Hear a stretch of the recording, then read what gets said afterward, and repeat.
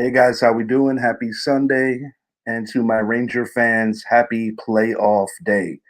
It is game one around the NHL's Eastern Conference today. We had some hockey action as well yesterday as last year's best team that won the President's Trophy, the Boston Bruins, looked mighty impressive against a team that they have a lot of familiarity against. It's the Richie Hicks Jr. Sports Podcast, and I am your host, Richie, and I am really excited about today. A little nervous, not going to lie. The New York Rangers did win the President's Trophy. And on many, many shows, I have alluded to how I did not necessarily want that distinction going into the playoffs because of recent history. But last time we won the Cup, we did have the President's Trophy best record situation happening. We've got a little bit of a contrast between the team in Queens and the team in the Bronx as the captain Aaron Boone is hearing some jeers from the Yankee faithful, while the Mets are proving that they are quite the road team this year in the early going. Both New York teams are actually better on the road this year in the early going in MLB. A very emotional scene in Madison Square Garden yesterday between the Philadelphia 76ers and the New York Knicks. Joel Embiid, phenomenal alley oop dunk to himself, which almost led to disaster. And whether you're a Sixer fan or a Knick fan or just a basketball fan, you don't want to see that. I'm going to give you today's predictions as well around MLB, NHL, and NBA, but we're going to start this up in Major League Baseball. The captain booed. Mets win series already against the Dodgers. They can go for the broom handle today. Going to start it off with the New York Yankees. Disappointing whenever you squander a great pitching performance from your starter. They ended up getting beat 2-0 in 10 against the rival Tampa Bay Rays. Today is the rubber match. Aaron Boone 0 for 4. Aaron Judge 0 for 4. And the reason I slipped on Aaron Boone is because I want our captain back in the 2 spot. Initially, I didn't think much of it. This is not my initial idea. One of my guys, Mike Zappi, was cooking up why the advantages for Aaron Judge to go back in the 2 hole make all the sense for the New York Yankees. For one, he doesn't get pitched to as just a power hitter. I feel that Judge has been pressing. I also think that that toe injury that happened out in LA is also still a thing. And I believe from a competitive nature, when you bring over another superstar, an heir apparent, like a Juan Soto, who's just on fire and doing everything possible to help the Yankees win baseball games, it puts a legitimate pressure on you. And I believe that Judge is succumbing to a little bit of all of it. Not historically a guy that gets off to great Aprils, but when you're the captain of the team, you have that massive contract and you have massive years on that contract, and you're getting booed in April. It's a little disconcerting to me because I'll be honest, I know that Yankee fans are not patient, and pretty much no one is above getting booed. I mean, in my genuine recollection in my lifetime, I really have to think about this, but the only player that I honestly could say that I don't remember getting booed is maybe Don Mattingly. And if he was getting booed, it was before he took that leave of absence from the team when he was having back issues as well as personal issues off the field. Jeter, I really have to think about this. I don't recall Jeter ever getting booed. The reason I mention these men is because they're former captains of the team. Willie Randolph, again, don't necessarily recall him getting booed, another former captain. But it's early. This fan base is so thirsty for a 28th World Championship. They have not appeared in the World Series since 09 when they beat the Philadelphia Phillies, denying them of going back-to-back. But as the here and now goes, I think that the problem right now for the New York Yankees is that you're only getting about 33% of consistency in that lineup. It's Anthony Volpe, it's Oswaldo Cabrera, and it's Juan Soto. The combination, the trio, I should say, of Judge, Stanton, and Rizzo is just not hitting. And it's been frustrating for the most part. You never want to squander good pitching opportunities. Good when pitchers do what they do to keep you in a game like that. But to go 10 innings and not score a run, my personal experience of watching Yankee baseball, I expect them to put up some runs today. And knowing the kind of character that Judge is, I think he'll respond and have a good ball game today. I got to give credit to the other guys, the New York Mets. Right now, they're putting a licking on the favorites to win everything and to win everything for the next couple of years. The Los Angeles Dodgers. I said it on yesterday's show. 12-10 is unacceptable. 12-11 is even more unacceptable. I get it. It's only April. But when you have just a historical collection of talent that these Dodgers have, it's hard to say that things are okay. And is it potentially that the Otani drama on the outside is casting a dark cloud on these guys? I'm not sure. But what I am sure of is the New York Mets are playing really good team baseball. They're having really good at bats. They're hustling. They're hustling to 50-50 plays in the infield. They're just playing smart baseball, and they need to be praised for that right now. I certainly didn't have the New York Mets having much of a puncher's chance in this division, but right now I think that they're very much so in contention at minimum for a wild card scenario. I'm not overly worried about the Yanks just yet. I'm just frustrated. I think I'm frustrated with the fans too. I've never seen a more spoiled fan base ever. I call it as I see it. Daniel Nunez, what's good, bro? Good to see you here. Daniel, we're going to be doing a draft show tonight. Time to be announced, but I will definitely let you know, keep you in the know on that. And since you're here, bro, what's going on with your Dodgers? They're too good. They're too good to be 12-11, but I expect Daniel to definitely get at me in the comments here. Good to see you, bro. I'm sure you're excited about the NFL draft, see what your Philadelphia Eagles are going to do. You just gave Devontae some money, so locking him up for a little bit. Very good, very good. We're going to hit on baseball again towards the end of the show. Got some hot takes and some things that I am observing around Major League Baseball, but we're going to flip it over to baskets right now.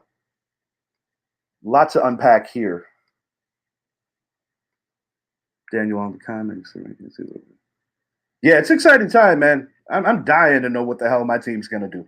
And I'm sure many a fan base in this NFC East feels the same way. So we're going to see how that all plays.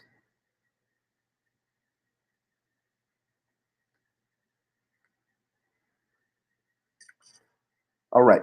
The Philadelphia Sixers dare Josh Hart to shoot, and it proved costly. LeBron and AD need more help from the supporting cast. Anthony Edwards really balled out of control yesterday against his basketball hero, Mr. Kevin Durant, and the young Magic squad. I don't know if it's going to be a telltale for the series. I just don't feel that they were ready for that Cleveland atmosphere. That is a tough place to go to in the playoffs. Those fans are very passionate. Going to start it off with the New York Knicks. Yes, indeed, it was a good win. They were playing a zone defense that was essentially allowing them to ignore, and they welcome this, ignoring Josh Hart from beyond the arc. Josh Hart is not historically a very good three-point shooter or a great shooter in general. He is an energy guy, a great defender, an excellent rebounder amongst guards, and he works for everything he gets. In the offseason, I definitely want him to work on his free throws and his long-range game. But make no mistake about it, Josh Hart is one of the reasons why the Knicks won yesterday. And Deuce McBride coming up just phenomenally well off the bench. The Knicks bench really destroyed the 76ers yesterday. And, a scary moment in the game when Joel Embiid went down. He has a surgically repaired knee, and this is a man who has suffered from many, many injuries over the years. This is last year's MVP. And the plus minus differentials from when that man's on the court versus from when he sits, it tells the story of not just yesterday's game, but most of what the Philadelphia 76ers have been doing the past 3 or so years, maybe even date it back longer. The encouraging thing for me as a Knicks fan is that our MVP, Jalen Brunson, really had a crappy night shooting the ball. You know, 22 points on the stat sheet looks okay. The assist and the rebound numbers look okay, but shooting from the field, he definitely was off. And when you're able to still win a game like that on the strength of your bench, it does a lot for the morale of the team. You got to give the 76ers credit. I mean, they were draped all over Brunson, making him work for everything. Bogdanovich came up huge in that game, looking more like the guy that they were expecting from the Detroit Pistons. He's used to being a starter, so I do believe that since coming over to New York, it's been a bit of an adjustment. But it's Josh Hart, it's McBride, and a guy that on my socials I was really getting on yesterday, Mitchell Robinson. I know he's coming off of ankle surgery, but I get frustrated sometimes when I feel that sometimes he's just a little too late on challenging shots. But I swear, the second that I opened up my yap about Robinson, it's like he heard me because he really did everything possible to help the Knicks win and spell Isaiah Hartenstein, who was struggling with foul trouble. I get it. NBA refs have to keep superstars on the court. Joel Embiid should have had 3 fouls in the first quarter. That's all I'm going to say. And I'm going to say this from a responsibility level. I hate all things Philadelphia. Let's get that out of the way. But what I hate even more is injuries and being irresponsible with guys. These guys are competitors. None of these guys are going to say, I don't want to play. But I think Kendrick Perkins nailed it yesterday, and I got to kind of piggyback what he said yesterday. Are they really a championship contender this year? No, they're not. And why would you mortgage this guy possibly getting hurt again, speaking about Embiid? And, the man needs to heal. Watching him play yesterday, regardless of team affiliation, I admired his competitive nature. The man was hobbling, still making passes down court, still being a force. But you could tell that after he collapsed on the court when his knee gave right before halftime, that he just wasn't the same. He wasn't able to really get off the blocks on shooting. His shot was a lot flatter from 15 feet and out. And I think the Philadelphia 76ers are being very irresponsible with their key piece. I think you got to shut him down for the year. Regardless, I like the Knicks in 5, possibly 4, basically on the strength that I don't think Jalen Brunson is going to have that kind of poor game again. Moving it over to the Timberwolves, a team that I think most of us, myself included, were questioning if they were ready for this atmosphere of the postseason. Anthony Edwards, just a tough guy not to root for. His passion, playing above the rim, just being the two-way guy that he was in that game on defense and on the offensive side of the ball, and just the hustle plays. Minnesota looks like a team that's hungry, whereas Phoenix just looks like a team with a bunch of talented guys that are kind of thinking about vacation already. And I've been very critical about the kind of leader that Kevin Durant is, and I'm going to continue to drive that point home. They did not match, the Suns did not match the intensity of the Timberwolves in any metric of yesterday's game, and it showed. The Minnesota Timberwolves look really good, and I do believe that they're going to be very much so a title contender in these playoffs. Moving it over to the defending champions, hosting the great LeBron James. LeBron showed up yesterday. He played a very good game. I thought Anthony Davis did what he needed to do to give his team a chance to win. The Lakers did have a small lead at halftime. But if they don't get the necessary contributions from Russell, from Reeves, from Achimura, Sadly, the Lakers are probably going to get swept, if not be out of there within 5 games. They have not beat Denver, if I'm not mistaken, since like 2022. I think it's like an 8 or 9 game winning streak that Denver currently has against these Lakers. But you need the help from the supporting cast. And if LeBron intends on playing a couple more years, as I believe he will, the Lakers are going to have to go out and get some help. I don't necessarily know who they're in the market for, but there's going to be some big names on the free agent market that could help close the gap for the Lakers. But I expect more out of Reeves, Russell, and some of these other guys. So we'll see if they can step up in game 2. And Daniel seems to be in support of my comment here. Yeah, no bench from the Lakers. They're on a 9. It's a 9 game. Thanks for clarifying that. Yeah, they're on a 9 game losing streak, bro. And Denver is a tough team to beat. They have all the answers. All the answers. As the Magic go, they got to win 1 in Cleveland. If they could win game 2, I think they got a shot. I predicted Cleveland in 7 in that particular series, but Orlando is going to be coming home to a very excited crowd. So I would like to see if the Magic can extend that series. Cleveland looks a lot more ready and just a lot more intense than they did in last year's Knicks series.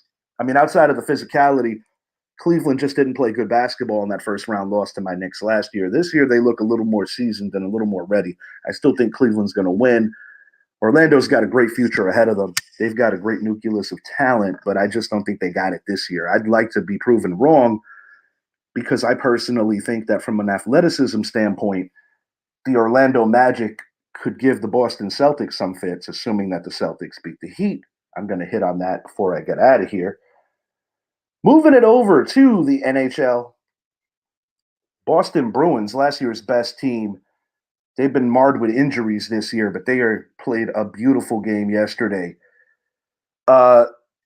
Pretty much on every metric of how you need to go about winning a hockey game, the Bruins were just light years in front of the Toronto Maple Leafs yesterday.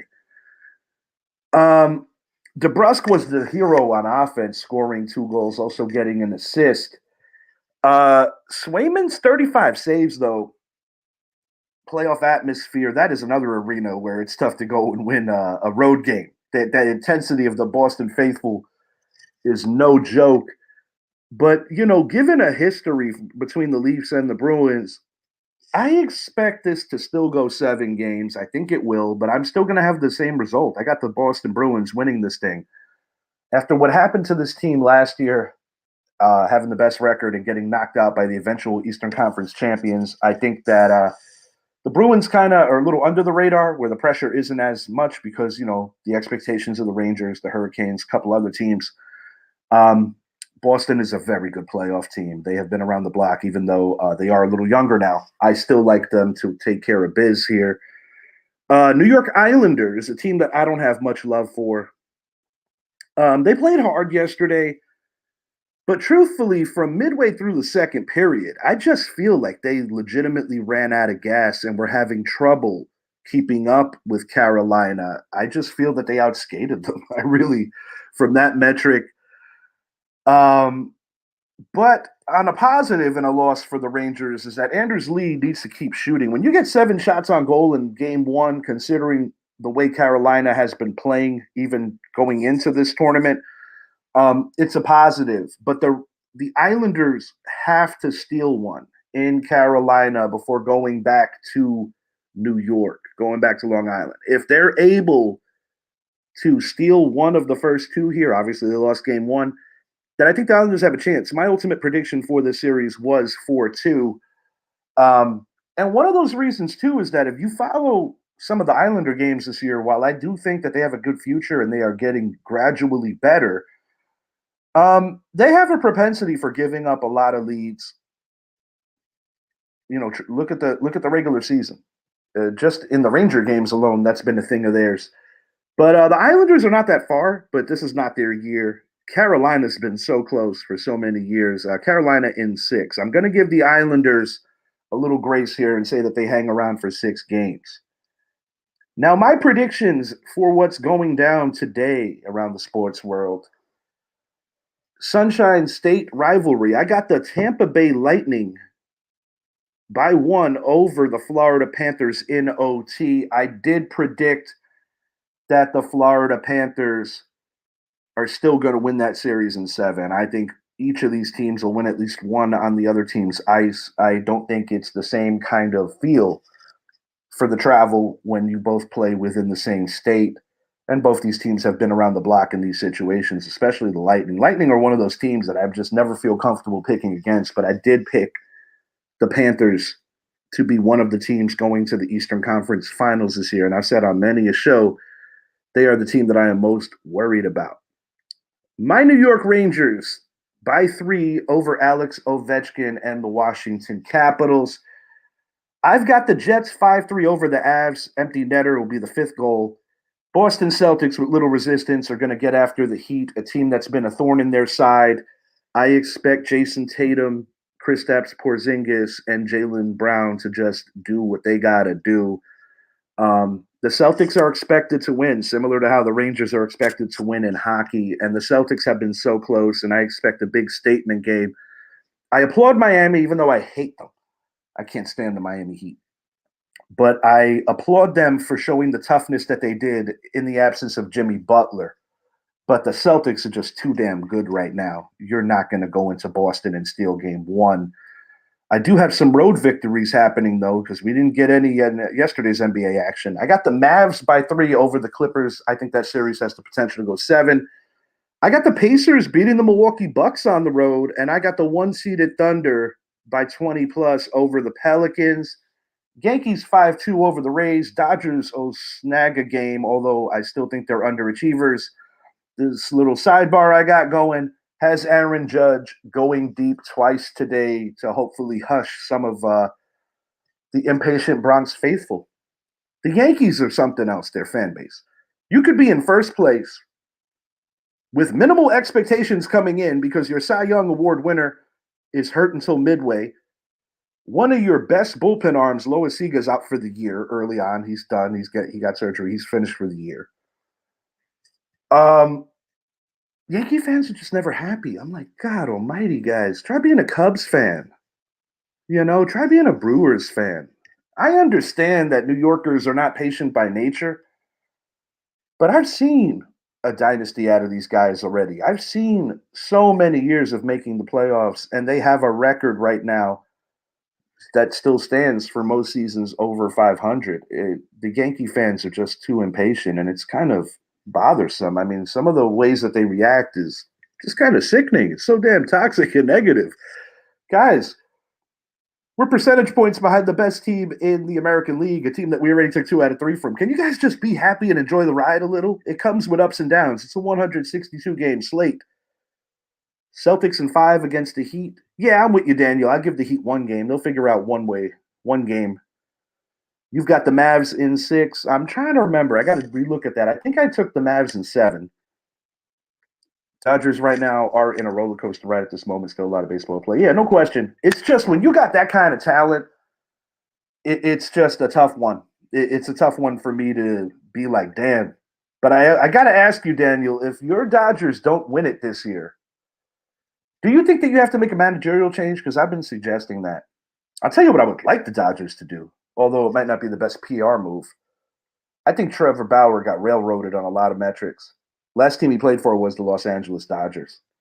I think they should bring him back. I mean, shit, I'd take him in the Bronx. Him and Garrett Cole need to work out their little beef, though.